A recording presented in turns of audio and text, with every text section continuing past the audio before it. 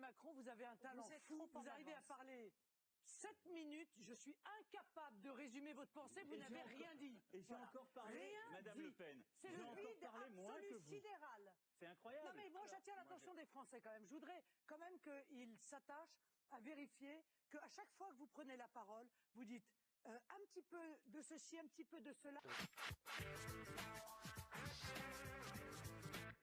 Et jamais vous ne tranchez. On ne sait pas ce que vous voulez.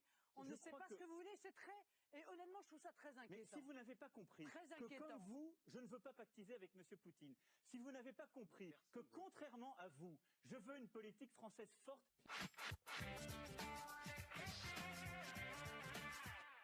mais responsable, c'est-à-dire pas la ruine, pas les dépenses qu'on ne sait pas financer.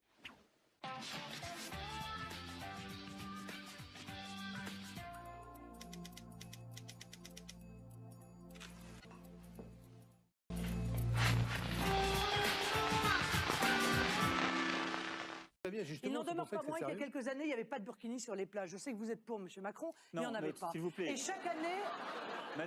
Madame Le Pen, vous serez gentille.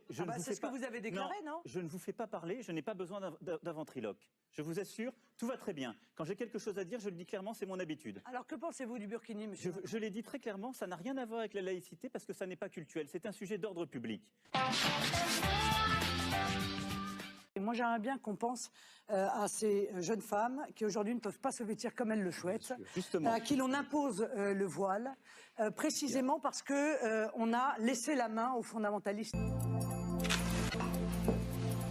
Monsieur Fillon, vous répondrez, Madame Le Pen. Ça fait 70 ans, Madame Le Pen. Monsieur Fillon, on ne se présente pas comme la nouveauté quand on ressort des vieilles badernes qui ont au moins 50 ans. Mais Madame Le Pen, vous ressortez, Madame Le Pen, vous ressortez, pardon de vous le dire, mais les mensonges qu'on entend depuis 40 ans et qu'on entendait dans la bouche de votre père.